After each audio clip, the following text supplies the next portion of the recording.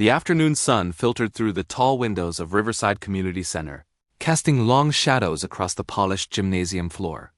Commander Sarah Chun sat on a wooden bench near the entrance, her posture relaxed but not slouched, her eyes tracking movement with the kind of peripheral awareness that never quite turned off. She wore simple civilian clothes, dark jeans, a gray hoodie, running shoes worn enough to show use but not neglect. Her hair was pulled back in a practical ponytail. To anyone passing by, she looked like any other parent waiting for their child. But there were signs. Small things. The way she'd chosen this particular bench, positioned to see both the main entrance and the emergency exit. The way her weight distributed evenly on both feet, even while seated, ready to move. The way her hands rested on her knees, open but alert. 15 years in the Navy SEALs, 8 of them, leading tactical operations in places whose names never made it into official reports, had written themselves into her muscle memory, into the way she breathed, into how she watched the world. She'd been retired for 2 years now. 2 years of learning how to be still. 2 years of teaching her daughter, Emma, that the civilian world operated on different rules. 2 years of biting back instincts that had kept her alive in rooms where one wrong move meant body bags. The community center buzzed with the chaotic energy of after-school activities. Dance classes let out in waves of giggling children. A basketball game echoed from the far court. Parents checked phones, chatted, herded younger siblings. Sarah's eyes moved across faces, cataloging without judgment. Exits clear. No immediate threats. Normal civilian patterns. Emma was in the back room, the small multi-purpose space where the community center ran a weekly STEM club for middle schoolers. She was 12, bright-eyed and curious, with her father's easy smile and Sarah's quiet determination. Emma loved robotics, loved problem-solving, loved that precise moment when code clicked into action and machines obeyed logic. Sarah had driven her here every Tuesday for 3 months without incident. The door to the multi-purpose room opened, and children began streaming out. Sarah's eyes found Emma immediately another habit she couldn't break, that instant accounting for her daughter's location, posture, facial expression. Emma emerged with her head down, robotics kit clutched to her chest, walking faster than usual. 2 other girls followed behind her, their voices carrying across the gymnasium. "Yeah, right. Like your mom is some kind of soldier," one of them sneered. She was tall for her age, with the kind of confidence that came from never being told no. Designer sneakers. Expensive phone in hand. The body language of someone who'd learned that volume equaled authority. "I didn't say soldier," I said. "Navy SEAL." Emma's voice was small, defensive. "There's a difference." "Sure there is." The second girl laughed, shorter but meaner, her words cutting with practiced precision. "My dad says women can't be SEALs. He says they lower the standards just to let girls pretend." Sarah's jaw tightened fractionally. She stood slowly, her movement fluid and controlled. "Not yet. Let Emma handle it." The girl needed to learn to navigate these situations. The world was full of people who underestimated, who mocked, who tested. Boundaries. Emma stopped walking. Her shoulders squared. Sarah recognized the gesture, had seen it in the mirror countless times before entering the briefing room. "My mom earned her trident. She graduated Bud S. She Bud S?" The tall girl laughed louder now, performing for the handful of parents and children beginning to notice the confrontation. "You can't even make up believable lies." "What'd she do? Work at Target? Serve fries?" Emma's face flushed. "She doesn't have to prove anything to you." "Because she's not real." The mean girl stepped closer, her voice dropping to mock whisper that still carried. "Your mom is fake. You're fake. You probably just wish you had someone cool in your family instead of whatever loser. That's enough." Sarah's voice cut across the space, not loud but absolutely clear. Command voice. The one that had silenced a room full of operators. With egos bigger than their weapon loadouts, all 3 girls turned. The 2 antagonists saw a woman in her late 30s, medium height, athletic build, but not obviously muscular. Someone's mom, nothing special. Their expressions barely changed. Emma saw something different. She saw the shift in her mother's stance, the way stillness became readiness, the way casual became tactical.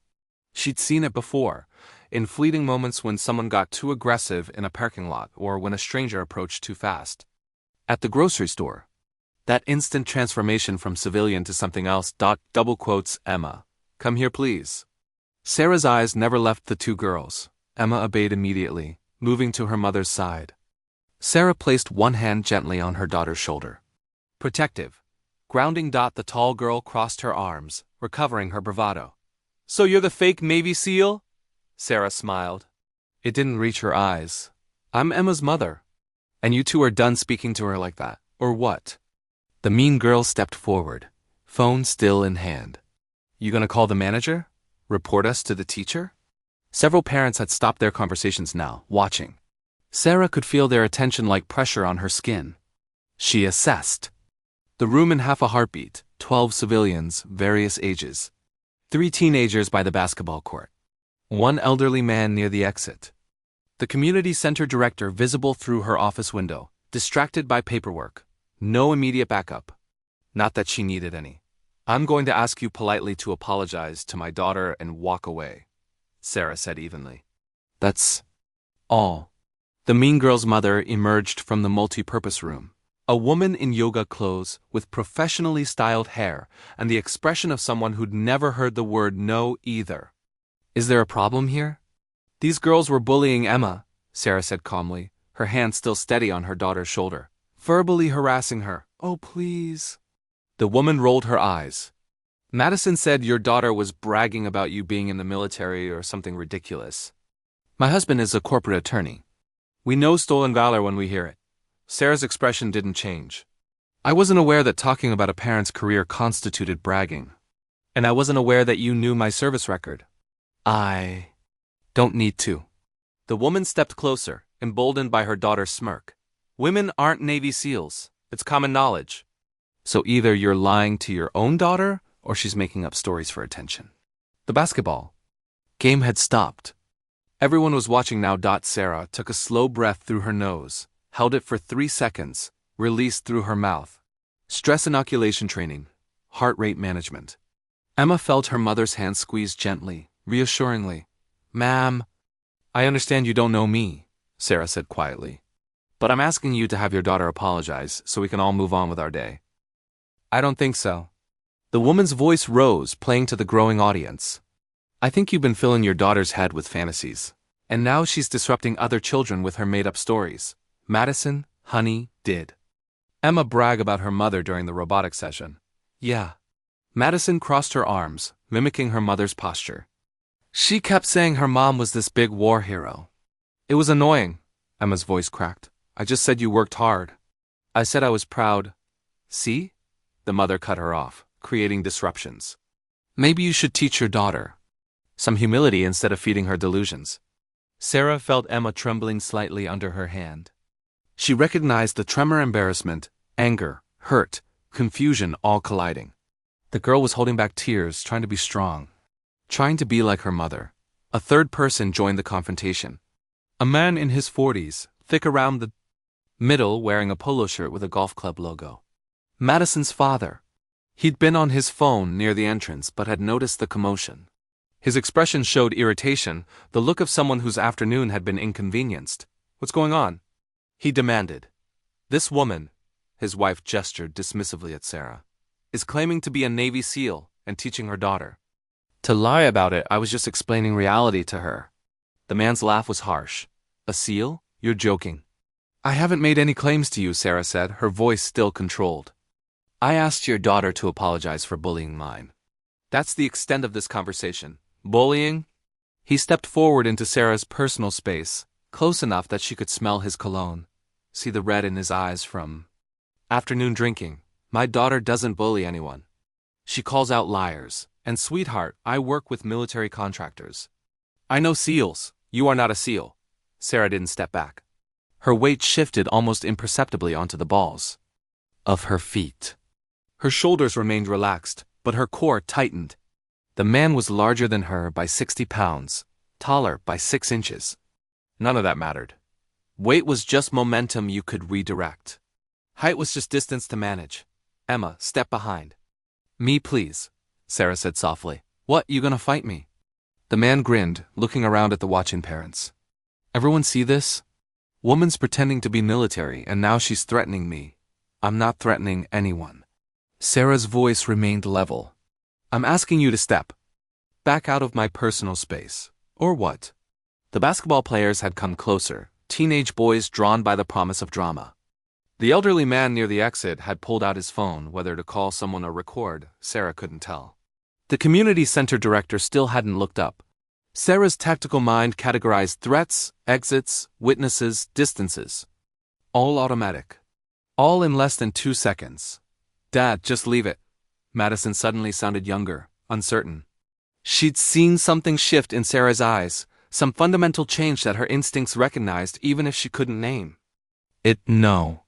Her father was emboldened by alcohol, by audience, by the lifetime of getting his way. I'm tired of people pretending to be heroes. You want to lie? Fine, but don't do it where it affects my daughter. The only person affecting your daughter right now is you, Sarah said quietly. You're teaching her that might makes right, that volume wins arguments. That intimidation is strength. Step back. Instead, he reached out and poked Sarah's shoulder with 2 fingers.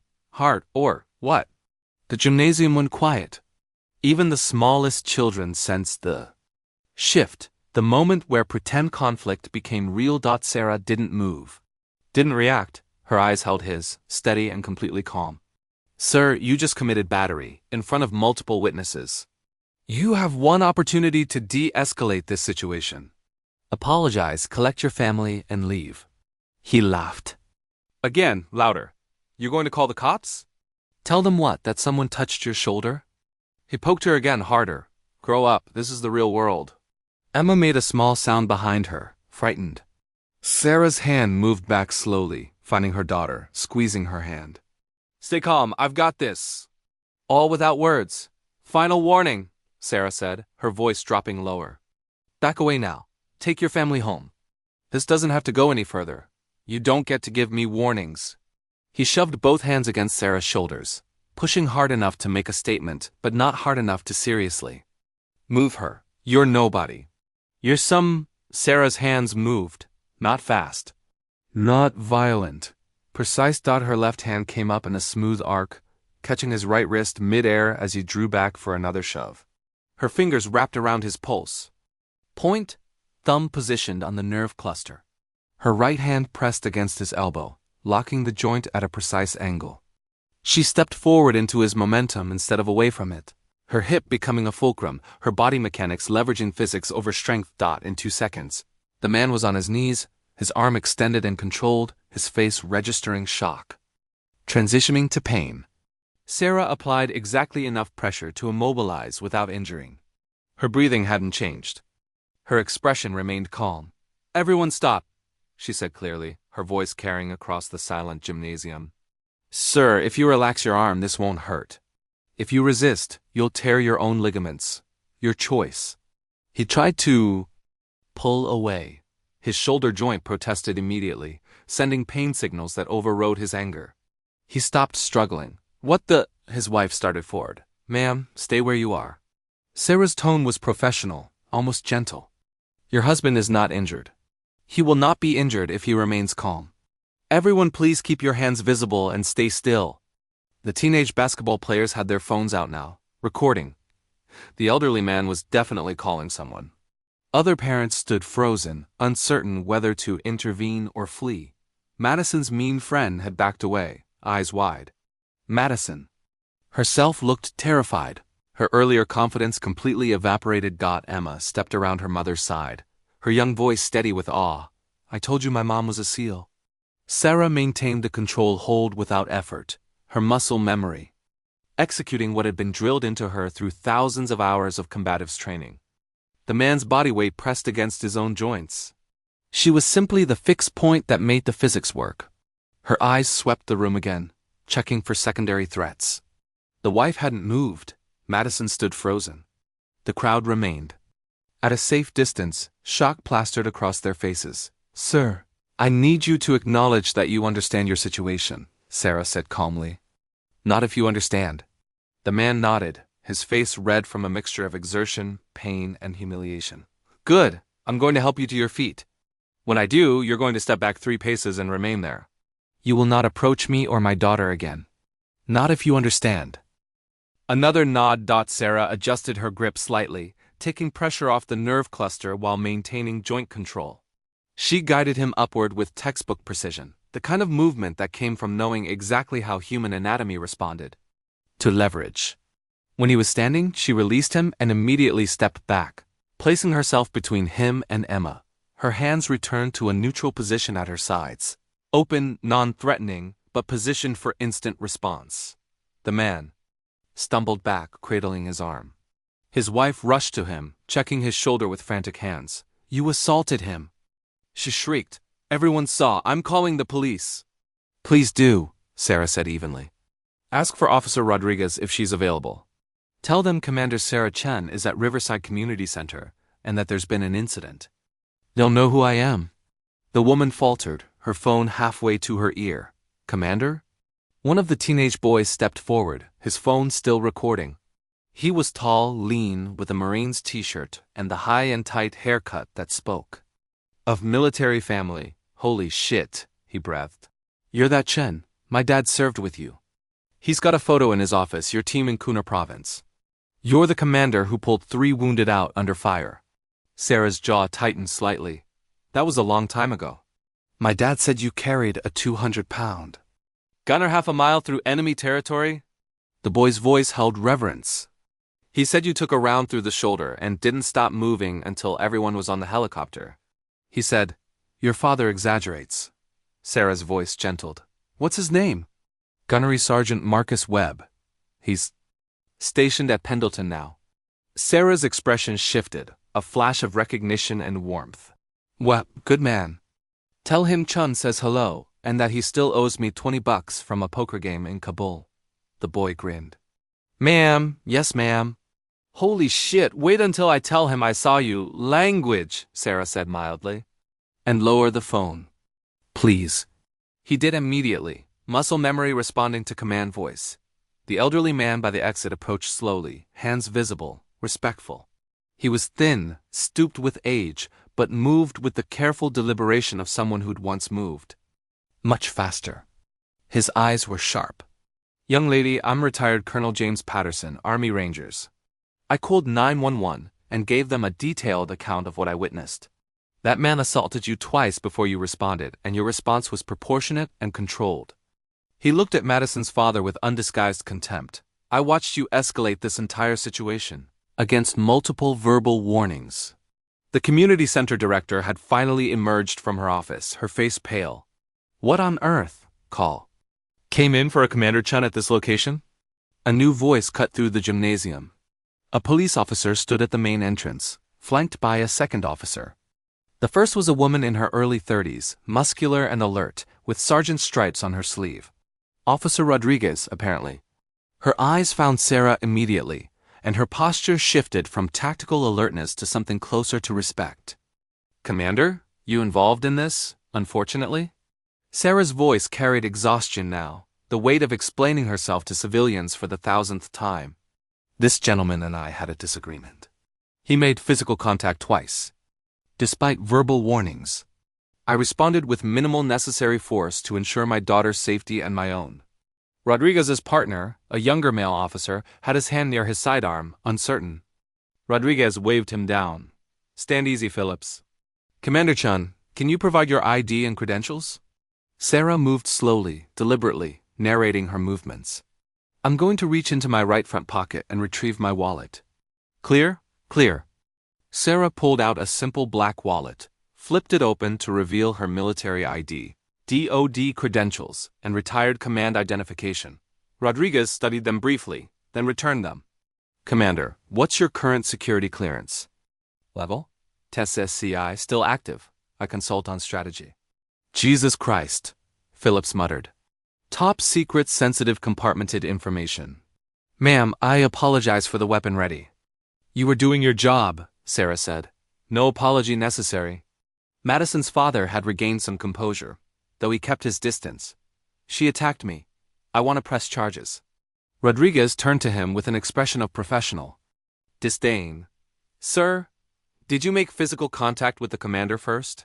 "I barely touched her shoulder." "That's battery." Rodriguez pulled out a notepad. "Did she warn you to stop?" She was being disrespectful. Sir. Yes or no? Did she warn you verbally before defending herself? The man's wife interjected. Our daughter was being harassed. Ma'am, I'm going to need you to be quiet for a moment. Rodriguez's voice held the authority of someone who dealt with entitled civilians for too many years. She turned to the crowd. Who witnessed the entire incident from the start? A dozen hands went up, including Colonel Patterson, the teenager with the Marines shirt, and several parents who'd been present throughout. Rodriguez spent 10 minutes taking statements. The story was consistent. Verbal confrontation escalated by Madison's parents. Physical assault initiated by the father. Proportionate defensive response from Sarah. Multiple witnesses confirmed Sarah's attempts to de-escalate. Phillips was speaking quietly into his radio. He turned to Rodriguez. Sergeant, Lieutenant wants to talk to you. Rodriguez stepped aside, had a brief conversation, then returned. Her expression was carefully neutral. Commander Chen, my lieutenant would like to thank you for your service and asks that you please file a full report at your convenience, but you're free to go. Sir, she turned to Madison's father, you have the right to file charges. If you wish, but I'm going to explain something. You're on camera, she gestured to the community center's security cameras, committing assault against a decorated Navy SEAL with multiple witnesses confirming she tried to de-escalate. If you file charges, she will file countercharges, and given the evidence and her credibility versus yours, you will lose. Additionally, if I smell alcohol on your breath, which I do, and determine you're above the legal limit, driving here was a crime. So I'm going to give you one opportunity to walk away. Do you understand? The man's face cycled through rage, humiliation, and finally grudging calculation. He nodded stiffly. Take your family home. Do not contact Commander Chun or her daughter. If I hear about any retaliation or harassment, I will personally ensure you're charged with every applicable offense. Am I clear? Another nod. Rodriguez turned to Madison. Young lady, do you understand that bullying is wrong, that words have consequences? Madison nodded, tears streaming down her face now. The mean confidence had completely shattered, replaced by the reality of a 12-year-old who'd learned a hard lesson. Your parents escalated a situation that should have ended with an apology. You can learn from their mistake or repeat it. Choose wisely. Rodriguez's voice softened slightly. You're not a bad kid. But you can't tear people down to build yourself up, understand? Yes, ma'am. Madison's voice was barely audible. Rodriguez gestured toward the exit. Go. The family left in silence, the father still cradling his arm, though Sarah knew for certain she'd caused no lasting damage. Just pain.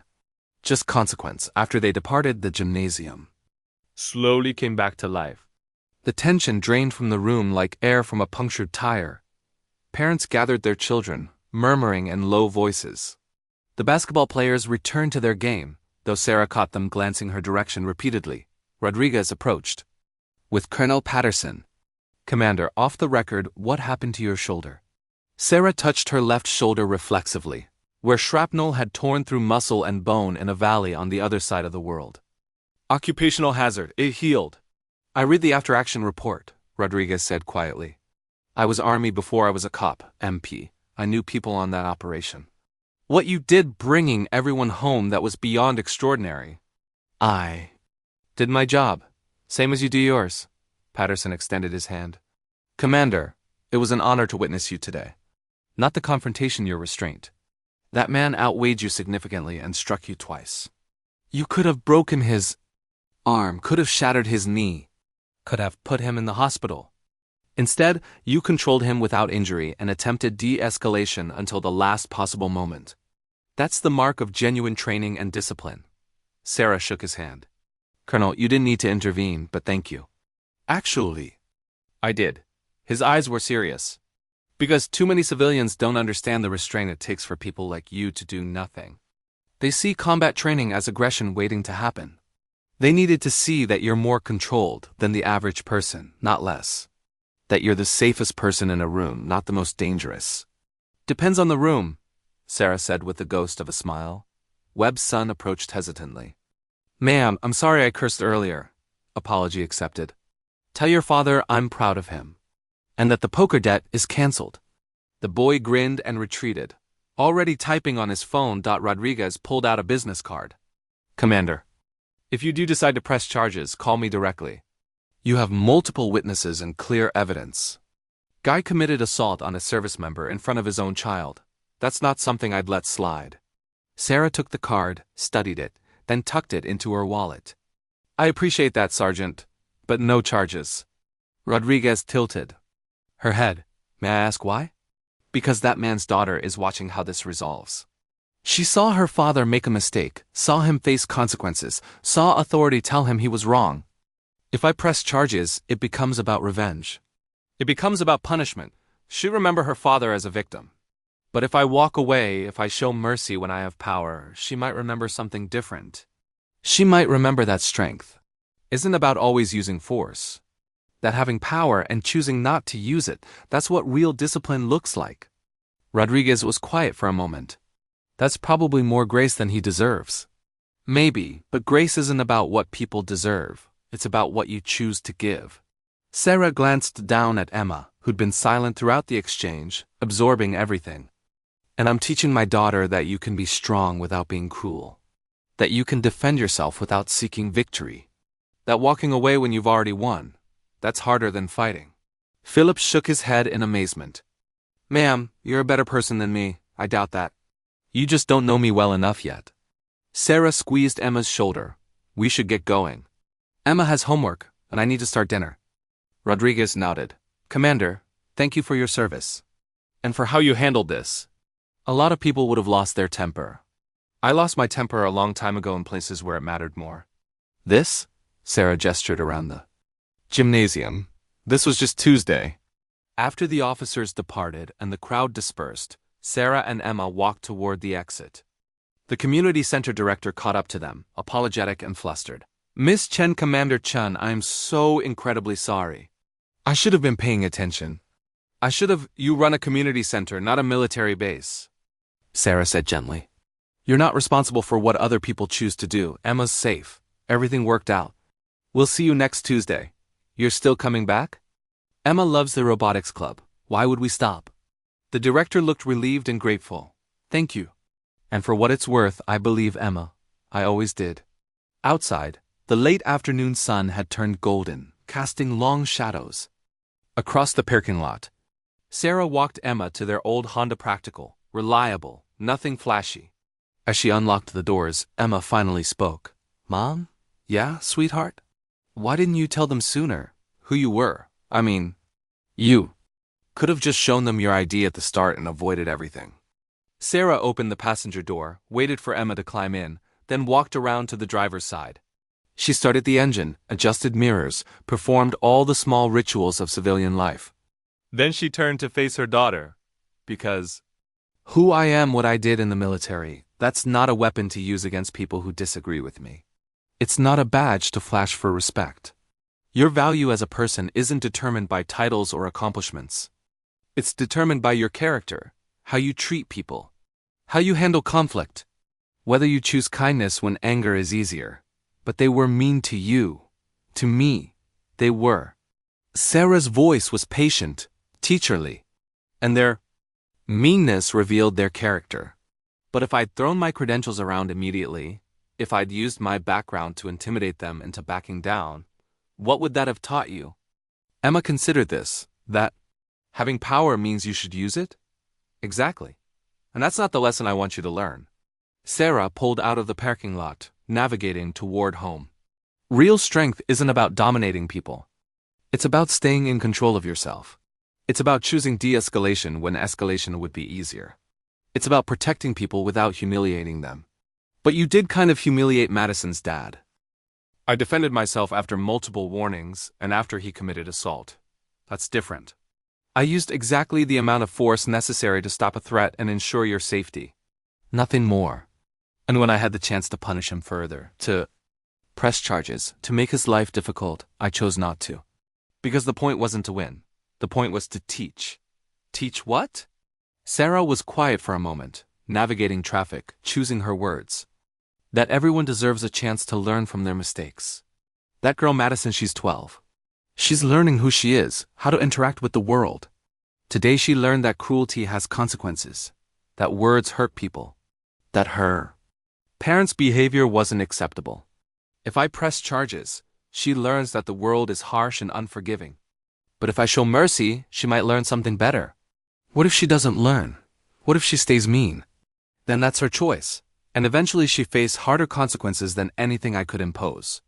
But I'll know I gave her the opportunity to grow. That's all. I can control my own actions, my own choices. Emma was quiet, processing. After a few blocks, she said softly, "I'm sorry I bragged about you." Sarah glanced over, surprised. "You didn't brag. You said you were proud of me. There's a difference." "But it caused problems. Emma, listen to me." Sarah pulled into a parking lot, put the car in park, turned to face her daughter fully.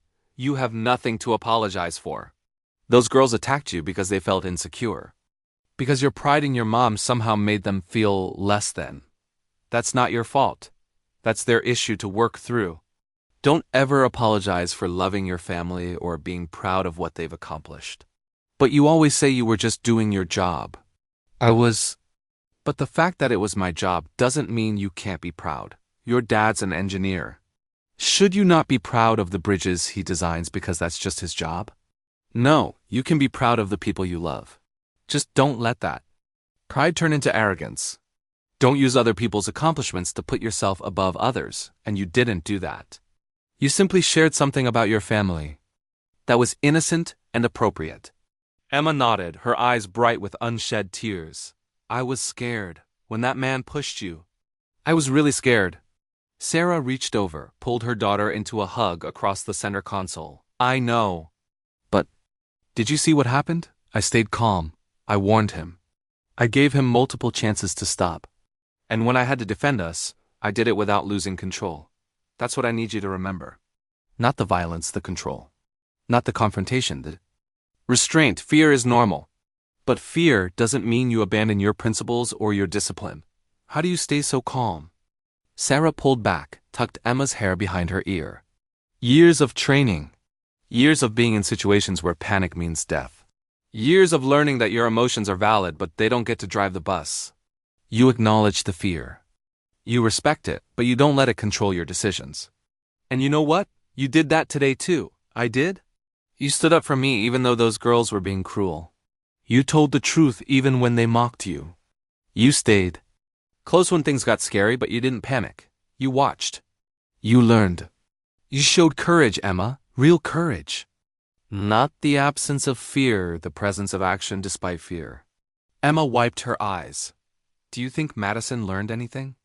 "I hope so, but whether she did or not, you learned something. You learned that bullies often have parents who are bullies, that cruelty is taught. You learned that authority figures like Officer Rodriguez can be fair and just. You learned that there are good people like Colonel Patterson who stand up for what's right. You learned that your mom has skills and a past that she doesn't talk about much, but that she uses those skills responsibly. Those are valuable lessons. Will we really go back next Tuesday? If you want to, do you, Emma, consider this? Yeah, I like robotics. And I'm not going to let Madison chase me away from something I love." Sarah smiled, genuine pride warming her expression. "That's my girl. Don't let other people's cruelty rob you of your joy. Don't let their weakness make you smaller. You keep being exactly who you are: kind, curious, proud of your family, passionate about your interests. The right people will appreciate that. The wrong people will reveal themselves." They sat in comfortable silence for a moment, the engine idling, the world moving around them. Finally, Sarah put the car back in drive. "Now let's go home. You've got that math homework, and I promised Dad we'd help him test his new pasta recipe. Is it going to be as bad as the last one?" "Almost certainly. But we'll eat it with smiles and give constructive feedback." Emma laughed, the tension finally breaking completely. As they drove home through suburban streets lined with trees turning autumn colors, Sarah felt the familiar weight of her choices. The path not taken: escalation, domination, the easy victory that would have required nothing but unleashing what she'd been trained to do. And the path chosen: restraint, mercy, teaching. Years ago, in rooms lit by generator power and smelling of gun oil and fear, she'd learned to be a weapon. She'd learned to move through darkness, to make decisions in split seconds, to carry wounded brothers when her own body screamed for rest. She'd learned to be hard, but the harder lesson, the one she was still learning, was how to be soft when hardness was easier. How to choose grace when justice was available. How to teach by example rather than by force. As they pulled into their driveway, Emma already chattering about her robotics project, Sarah allowed herself a moment of gratitude. Gratitude that she'd made it home from all those rooms that smelled of fear. Gratitude that she'd been given the chance to be a mother. To teach these lessons to someone whose life stretched out ahead filled with possibility. Gratitude that she'd stayed in control, that she'd honored her training not by using all of it, but by using just enough. The front door opened and James appeared, Emma's father, with flour on his shirt and a sheepish expression. The pasta dough may have defeated me. Emma ran to him, already telling the story in breathless, excited words. Sarah followed more slowly, watching her family, feeling the weight of the afternoon settling into memory. Colonel Patterson had been right. The hardest thing about being trained for violence was choosing peace. The most difficult demonstration of strength was showing restraint.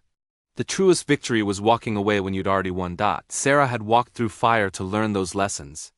Had carried the weight of command, the responsibility of lives, the burden of decisions made in darkness. And she'd brought those lessons home, translated them for civilian life. Taught them to her daughter not through lecture but through example. As she stepped into her house, into the warmth of kitchen chaos and family laughter, Sarah let the door close behind her. Another Tuesday survived. Another lesson taught.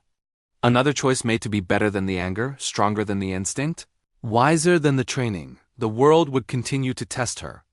Would continue to underestimate, to challenge, to push. And she would continue to respond the same way, with control, with discipline, with the understanding that real strength was measured not by what you could do, but by what you chose not to do. She joined her family in the kitchen, pulled Emma into a side hug, kissed her husband's flour-dusted cheek, and began the work of salvaging pasta dough. Just another Tuesday. Just another lesson in being human. After learning to be a weapon. Just another small victory of choosing grace. True strength is not the capacity for violence, but the discipline to choose peace. Real warriors don't need to prove themselves. They need to protect, to teach, and to show that the hardest battles are fought within ourselves. Choosing restraint when force is available, mercy when punishment is deserved, and grace when judgment is easy.